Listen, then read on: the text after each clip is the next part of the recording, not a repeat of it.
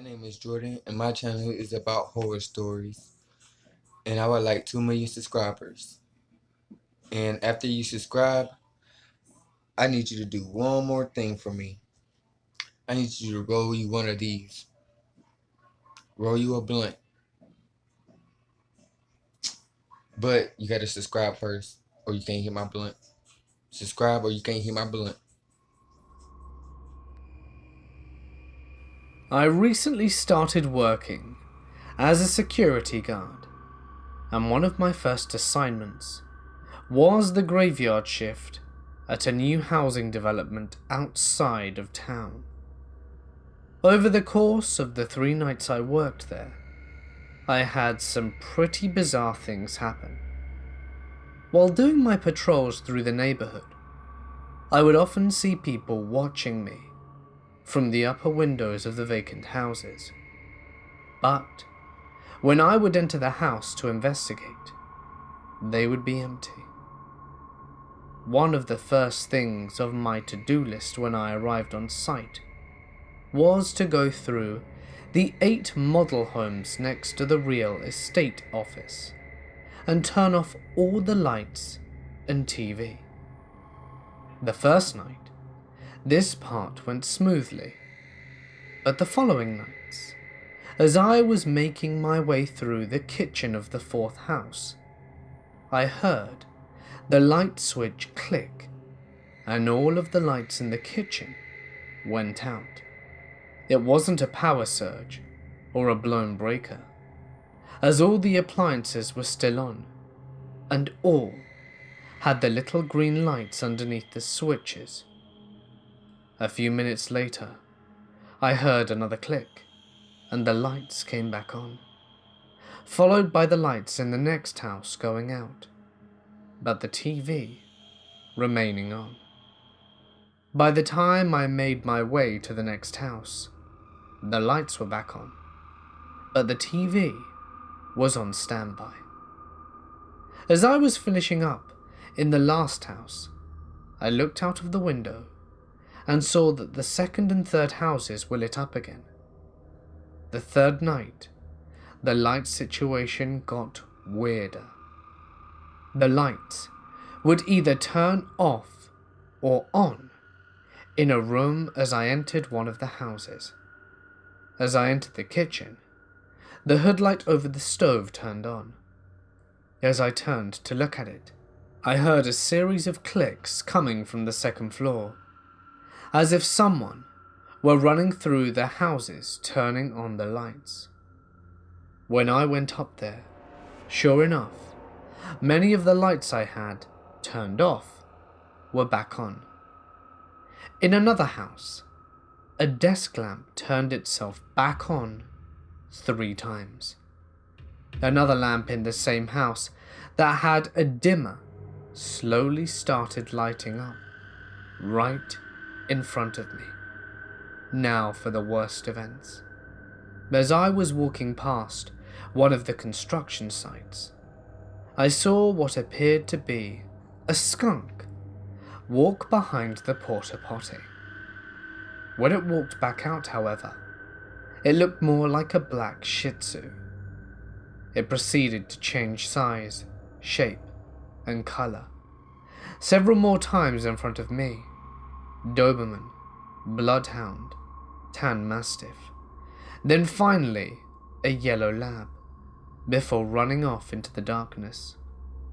I'm willing to concede all of these can either be chalked up to my mind or eyes playing tricks on me, or a timer gone haywire. I was assured, though, that there wasn't one. But this last one defies logical explanation. As I was walking back to the office at around 2:30, I glanced up at one of the houses. As I did, something hit me in between my pec and shoulder, hard enough to stagger me. I weigh 250 pounds, so I'm not exactly little. It felt as if someone were walking in the opposite direction on the sidewalk and shoved their way past me. I have since asked my supervisor not to assign me that site again. I used to work overnight in a coffee shop. I often would clean the bathrooms and find the syringes of addicts and condoms and the like. I even once found a homeless guy spread eagle in his own feces, naked as the day his mother violently bore him into the world. Nothing compares to one night, though. This is the story of Kieran. I don't think it was his real name, but whatever. I was working with my baker friend Nick, and he was training someone named Jesse. So he was kind of sitting in the front area chatting while I swept the floor. Suddenly, this guy comes in. He's about 6'6" and kind of shuffles in. He grabs a seat and puts a 2-liter bottle of Pepsi in front of him on the table and stares at it. Nick and I share a look, but I begin to mentally time him since store policy is, if they don't buy anything after half an hour, we gotta kick him out. Nick and I continue chatting and working. Time's up. Gotta kick Kieran out. As I go to approach him, he gets up and leaves out the side door. This was the first sign of movement from him all night. He didn't even blink at the bottle. I thought he left. But as I turned to the drive-thru window, I saw Kieran walk by. That fucker, he did a couple full circles around the building and came in through the front doors, only to take the same seat and do the same thing. Stare at the Pepsi bottle as if it alone could give him all the answers to life's mysteries, or tomorrow's calculus exam. I'm a little wary at this point, because something was clearly off.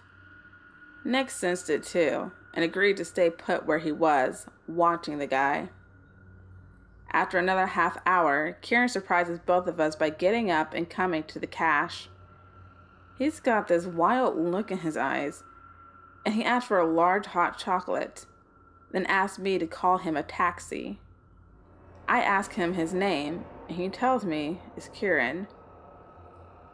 The dude didn't even grab the hot chocolate. He just left it by the cash and walked back to his Pepsi bottle. I get a regular at the drive-thru after I call his cab, and I chat with the regular for a bit.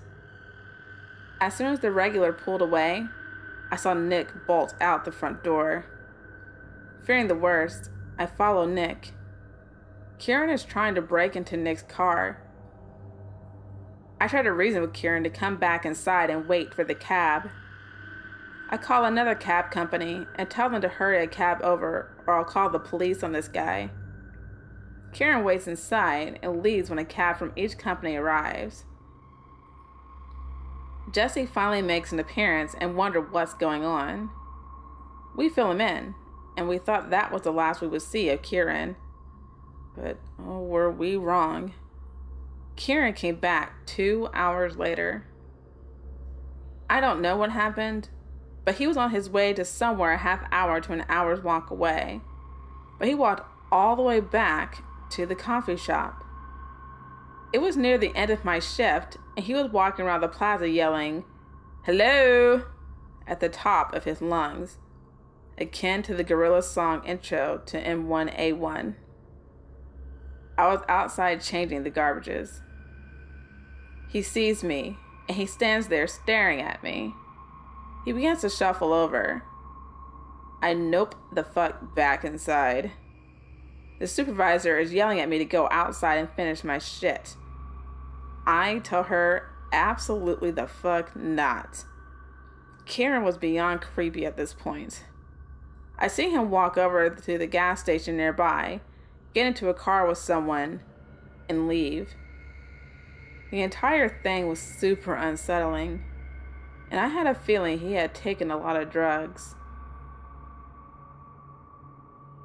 I worked for 4 years as a chef in a nursing home.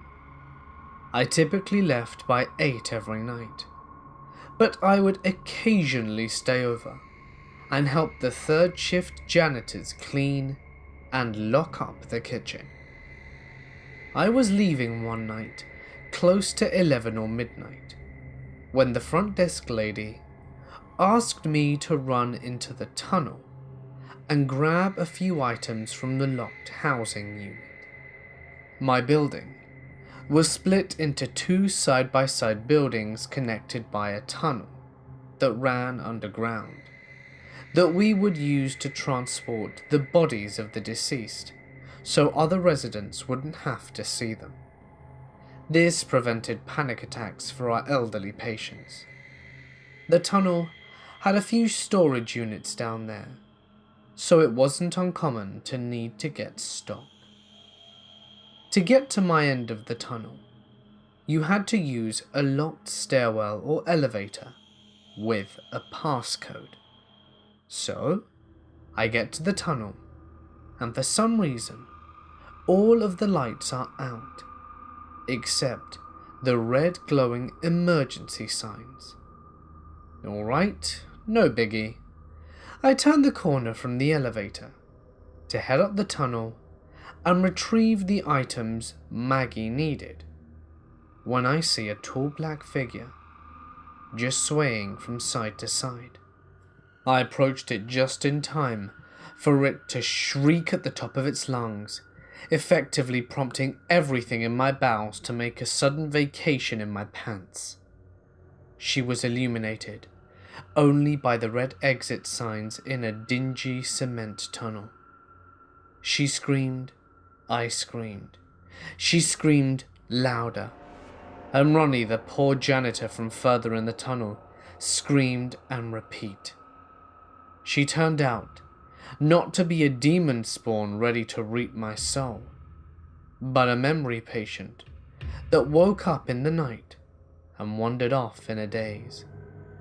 How she ended up in the tunnel, I never figured out, but after calming her down, I was able to walk her back to her room and to get her settled. The nurse attendant didn't even know she was missing, and I don't know how long she was down there. I was careful about that tunnel for a long time after that, and always made sure to pack an extra pair of underwear. Thank you guys for watching, and don't forget to subscribe for more videos.